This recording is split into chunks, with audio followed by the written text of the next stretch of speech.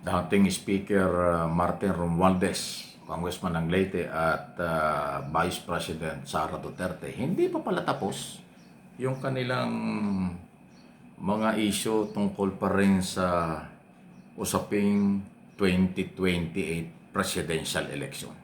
Kaya kalahin nyo hanggang ngayon pinapalabas pa rin ng Duterte camp na si Romualdez daw ho ay posible pa rin makalaban ni Sara Duterte sa eleksyon. Sipin mo yan.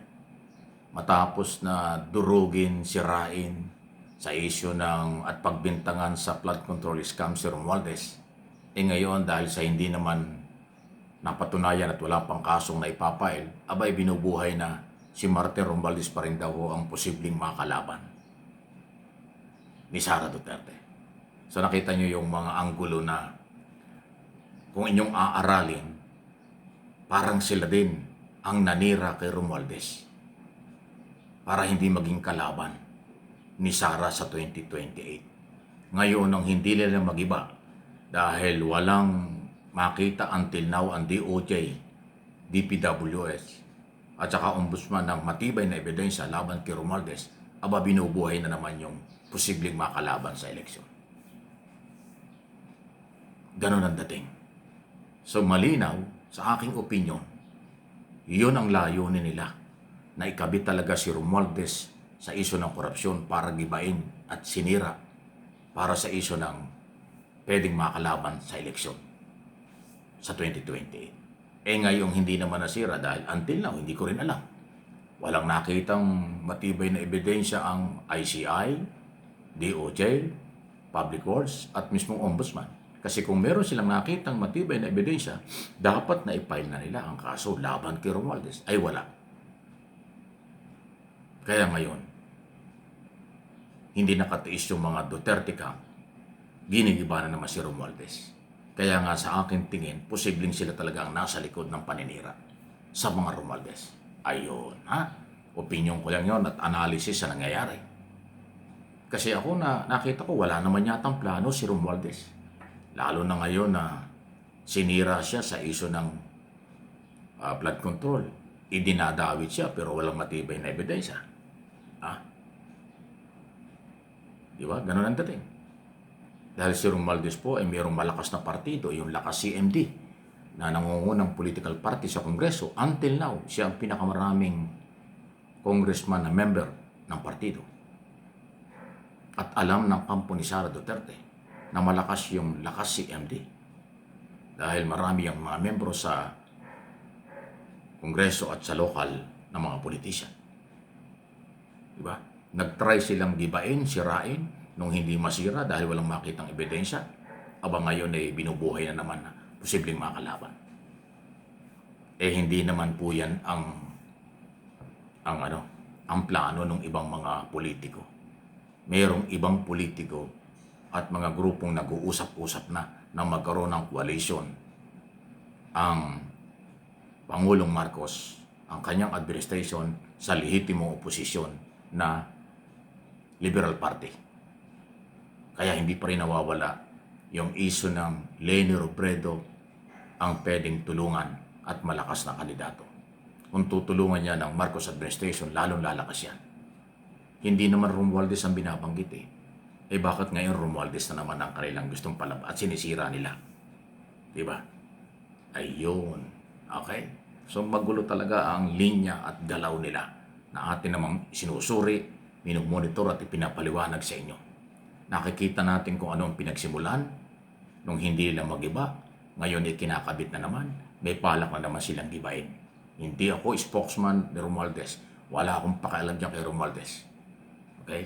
Buhay niya yan. Kaya lang ating tinatalakay kasi dating speaker, pero dahil Romualdez, dahil malakas yung kailang political party na parang pinagdududahan ng kampo ni Duterte. Ayun. Okay? Any comment, reaction? Basta marangal at naaayon sa topic ang usapan, okay lang. Pero kung suntok sa buwan, malayo sa hulog ang inyong mga comment, huwag na lang sana. Dahil baka makadagdag pang stress doon sa mga kababayan natin. For information at saka for education ang ating mga topic. Sunod nating pag-usapan, ito. Nag-ingay itong si Egay Erese ng Caloocan. Nag-speech pa doon sa Kongreso ng isang linggo. Binabanatan niya si Congressman Sandro Marcos. At ang majority raw ang nakialam. Kaya siya ay natanggal na pagiging Deputy Minority Leader. Deputy ng Minority Leader na si Nonoy Libanan. Yan ang kanyang sinasabi. Matapos palitan siya at ilagay si Laila de Lima, abogada, na maging Senior Deputy Minority Leader. Ay mayroon namang kakayanan at kaalaman yon. Dating Justice Secretary, dahil abogado, tapos dating senador, may congressman. Ay, di ba? Kaysa kay Egay Erese na hindi naman abogado. Okay? Dahil dyan po, pinapakalat na tinawagan daw siya ni Sandro Marcos, parang nag-warning daw para daw nakailam si Congressman Marcos sa minority group, natanggalin niya si Erese. Masyado nang masasakit ang ginagawa niya laban sa administrasyon. Hindi naman po ginagawa pala yun. At hindi naman gagawin ni Sandro Marcos na makialam sa grupo ng minority. Ngayon, nagsalita na po si Minority Leader Nonoy Libanan. Ang sabi niya, hindi yan totoong sinasabi ni Egay Erese. Ang katotohanan daw, ito yon. Nagkasundo yung minority na palitan si Erese dahil ayaw nila yung ginagawa at mga sinasabi nito.